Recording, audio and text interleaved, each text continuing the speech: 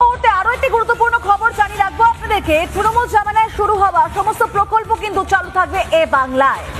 বন্ধ হবে না কোনো প্রকল্প, বন্ধ হবে না এমনকি মা ক্যান্টিন পর্যন্ত। শুধু প্রকল্প থেকে সরানো হবে কি মমতা ব্যানার্জির ছবি, এমনটাই জানিয়েছেন মুখ্যমন্ত্রী পরামর্শদাতা সুব্রত গুপ্ত।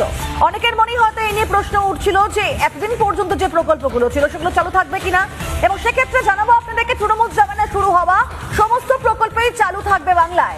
বন্ধ হবে না কোনো প্রকল্প, বন্ধ হবে না মা ক্যান্টিনও, জানিয়েছেন মুখ্যমন্ত্রী পরামর্শদাতা সুব্রত গুপ্ত।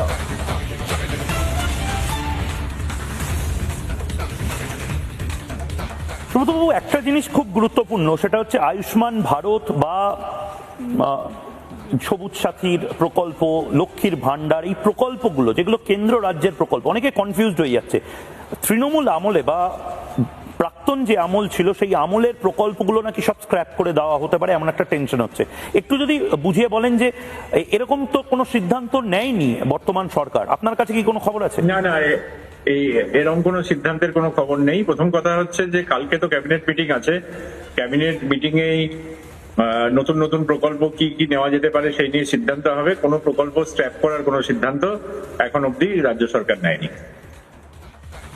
আপনারা শুনলেন সুব্রত গুপ্ত, তিনি পরিষ্কার জানিয়েছেন যে কোন রকম ভাবে কোনো প্রকল্প বন্ধ হচ্ছে না। বিজেপির আমলে বন্ধ হবে না কোনো প্রকল্প, তৃণমূল জামানার সমস্ত প্রকল্প চালু থাকবে এ বাংলায়। একই সঙ্গে বন্ধ হবে না মা ক্যান্টিনও, এবং সেই প্রকল্পগুলি থেকে শুধুমাত্র সরানো হবে কি